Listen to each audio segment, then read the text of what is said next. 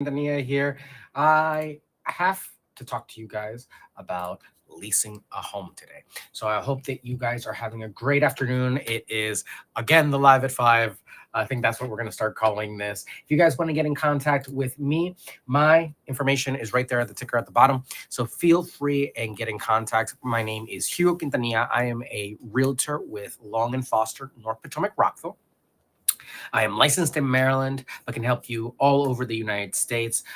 If you see the QR code that is on the screen right now, feel free and scan it. And you can also check out my website and all the tools over there. We have a great tool that I want to talk to you guys about on that website. It's called the mortgage calculator. And I have a few other things on that website too that are great. So I wanted to pull that information up. And while I'm pulling that up, I'm going to pull up this article from Keeping Current Matters. I think it's a great illustration of what we got going on right now in this. The first factor is that owning a home could be more affordable if you need more space. So the cost difference between renting and buying based on the number of bedrooms. You can see here from the National Association of Realtors, this graph shows that at a certain point, the mortgage payment, the monthly mortgage payment of 1827 is more economical than getting a studio or a one bedroom.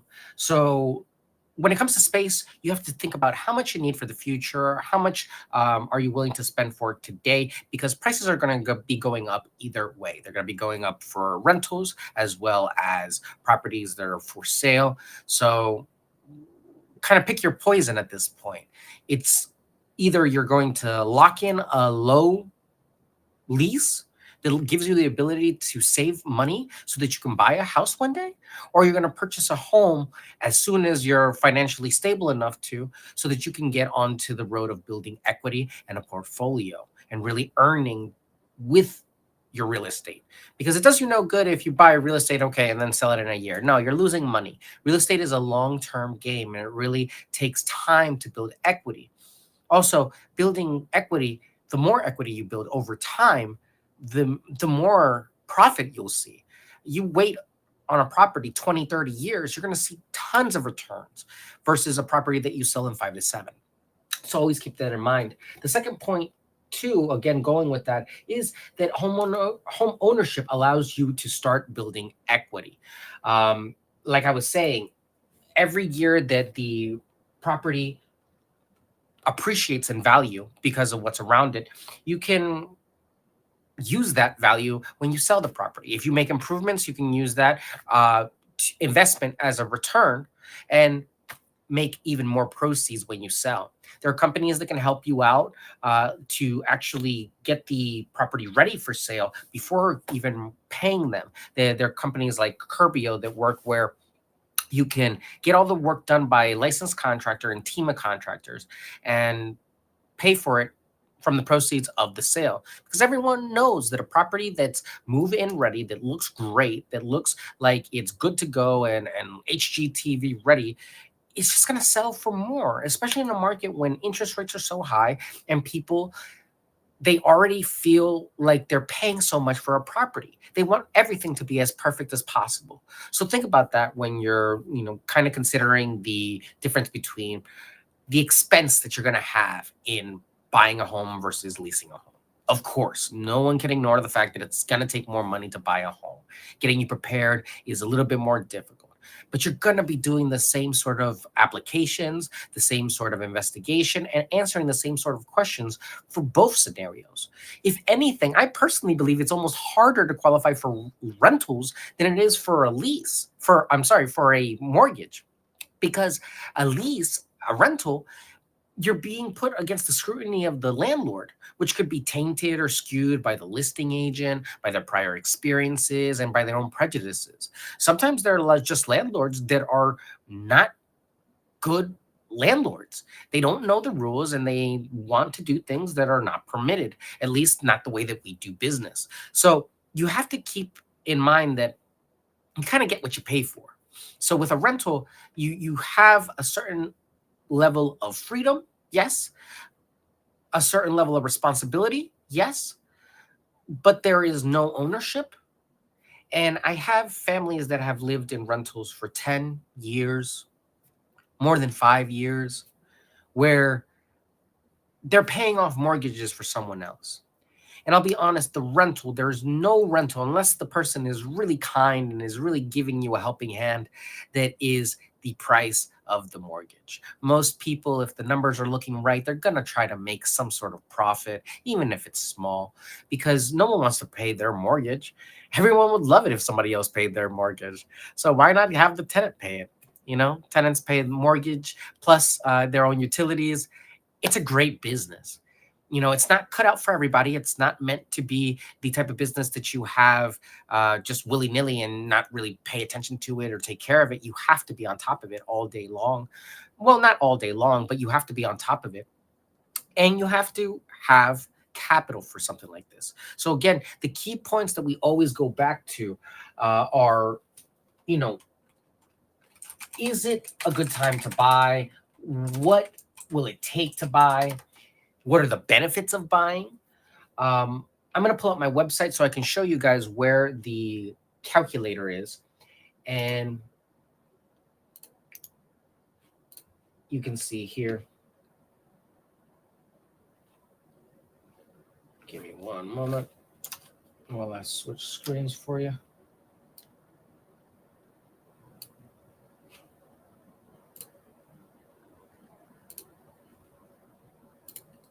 So this is my website. As soon as you log in, you'll be seeing this.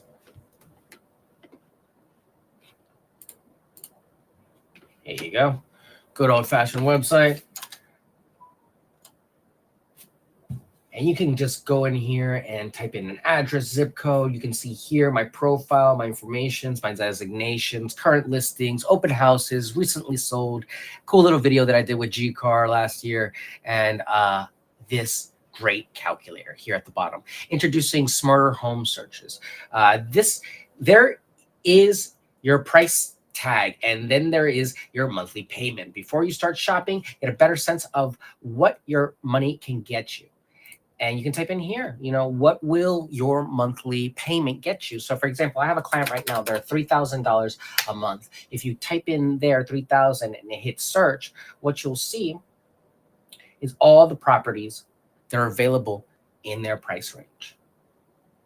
So if you remember from Sunday's class, how to figure that out is literally taking your monthly payment after your debts have been all deducted and dividing it by 8. And that will give you the ballpark of where you want to be. That number multiplied by 1,000 will give you around the price range. So for someone like this, they'll qualify you and they'll show you all the prices that you'll be available. This is a lot more detailed because it's actually gone through a calculation with Prosperity Mortgage, and they have a lot of different products that they can tell you, hey, this process, this application will get you this amount, and this application will get you this amount. But this is a great calculator that I like sending people to so they can see what they can afford with their monthly payment. If you have any questions about mortgages, definitely consult with a realtor for a quick overview, maybe a little bit of a tip of who to go to, maybe a few options of who they recommend. But more than anything else, you want to talk to a lender or mortgage originator, broker, someone that's at the bank, someone that really can speak to the programs that are available if you're a first-time home buyer, and someone that can also speak to the assistance programs that are available from different organizations at the county level as well as the city level. What else can I tell you guys?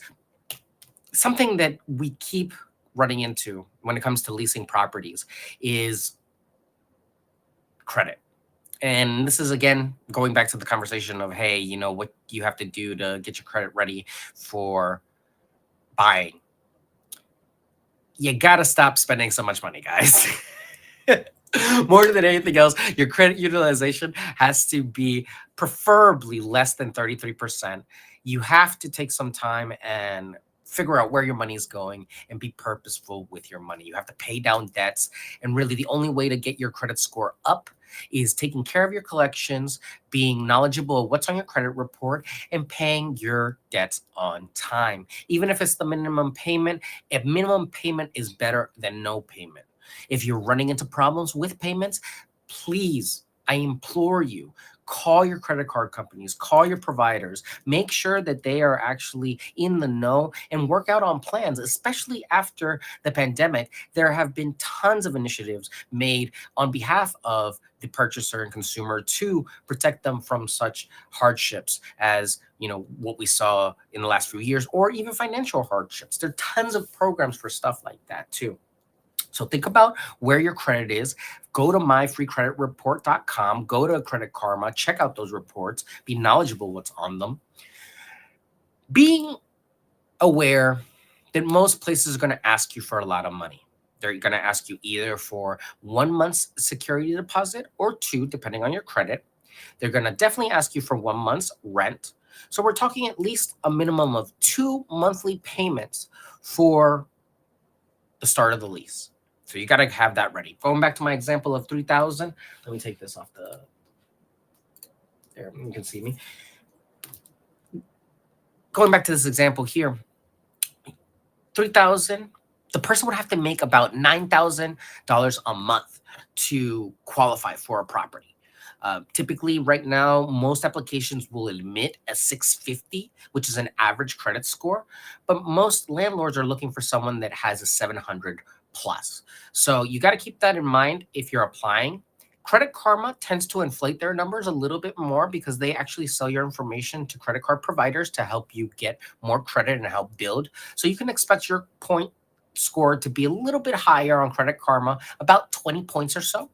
But it's a good way to kind of get an understanding. Of course, you could always do it through your bank. You could do it through My Free Credit Report and get a good understanding of where your score is at as well and what's on your report and what's impacting you. Things on your collections will impact. Things that are left pending that you have ignored and don't know about, identity theft, things like that will impact. So be aware of what's on your report. Be aware of how much money you need to make to get into the property. Be aware if there are any restrictions on pets, smoking as well. Be very, very careful about the properties that you see on Facebook, WhatsApp, or social media platforms. Make sure you vet the ownership and who you're talking to. I just ran into a scam earlier today where someone was advertising a property and it is nowhere near an authorized person to do that sort of wheeling and dealing. So thank goodness I had a client that sent that property to me and I was able to tell the authorities about said property. But really, there's scams all day long on social media. So be very careful. Do not give money. Do not settle for a virtual tour only. If there are no other postings for an ad, if you see no other listings for a property, make sure that you call and double check the ownership with maybe a brokerage or maybe your local real estate agent, because you'd be amazed how intricate some of these schemes can be, and people lose thousands of dollars. Last year, I actually had someone fall for a similar scheme where someone said that they had access to a property and were leasing it. It was basically a scam where they send you a random key. You take this application, you're the first one that applies, you get the house, and then you send them the money, and you go the day of move-in, you try to open up the door, and if you're lucky, there's no one there. And, you just can't open up the door and you just lost the money. But if you're really unlucky, you try to open up the door and someone comes out and they say, like, what are you doing? I live here. And you just lost all your money. Those cases are really, really difficult. If you've fallen victim to those cases, make sure you report to the authorities. There are crime units and cyber security companies that can help you with that. But you have to report it. You have to go through the proper channels. And if it's a large enough amount, the FBI will get involved, because at that point, you're talking about grand larceny. So be careful out there, guys. Be careful on your credit. Think about who you're co-signing with. Think about the people that are applying with you, because most people that are over 18 will have to make an application. It's just the lay of the land.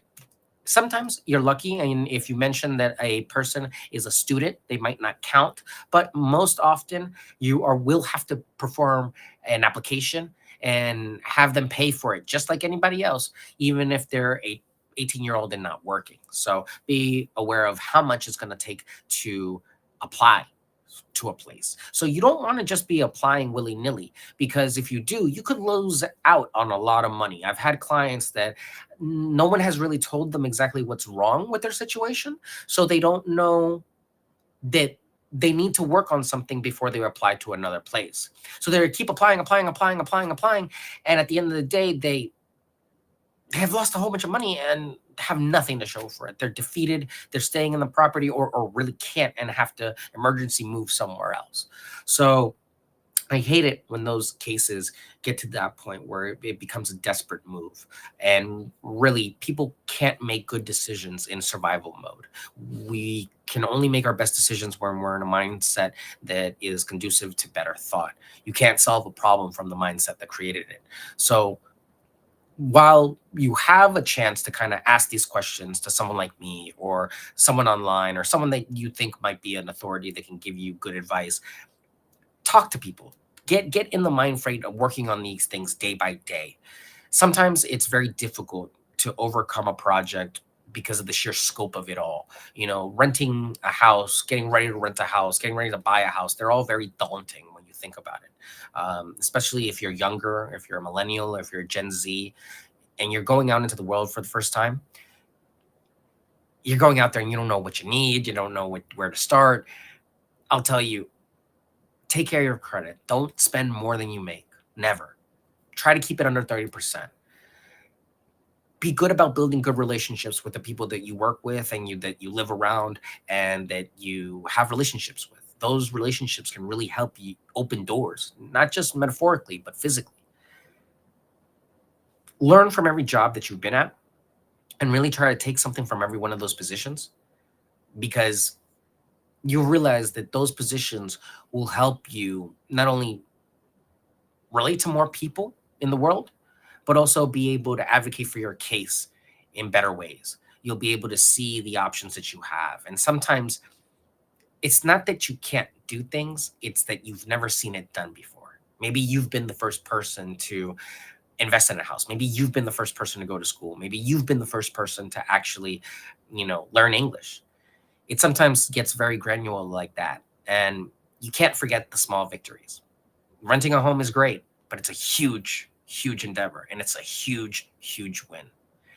It's always an honor to help you guys learn about real estate and get involved in real estate and really develop as investors, because there's nothing more rewarding than every month when you look in the mail and you just have checks coming in. And that feeling that there's this certain level of security, that you can make moves in a certain way that's much different than you could before. You can plan for tomorrow in a way that's much safer, much more sound than it was before. You don't have to worry about a landlord. Really the only thing you have to worry about is taxes and making sure they're all paid off. So guys, I could talk to you all day long about real estate. You know that. I don't want to take too much of your time. I appreciate you. Please follow me online. Check out my stuff. If you want to get in contact with me, go ahead and scan the QR code that's up in the corner. Don't forget to use the calculators that are on my website. There are tons of tools on the website that are free for you to use. No charge, no obligation. There are no forms for you to fill out. If you like me and want to speak with me, my phone number is 240-389-4846. And I would love to answer all your questions about real estate. I'm licensed in Maryland, and I can help you all over the United States. We have a huge referral network, so let me know. Email hugo@lnf.com, and my website is yourrealtorhugo.com. As always, it's a pleasure to help you make your real estate dreams come true. And this has been Hugo Quintanilla for Long & Foster. Thank you so much, guys. Have a great day.